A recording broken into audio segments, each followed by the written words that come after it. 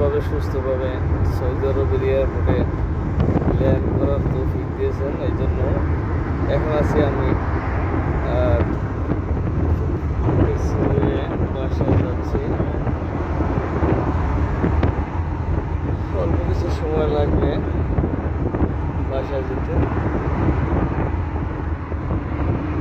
সবাই দোয়া করবেন আল্লাহ যাতে সবারই মনের আশা পূর্ণ করে, এমনকি সবাইকে সুস্থ রেখে আল্লাহ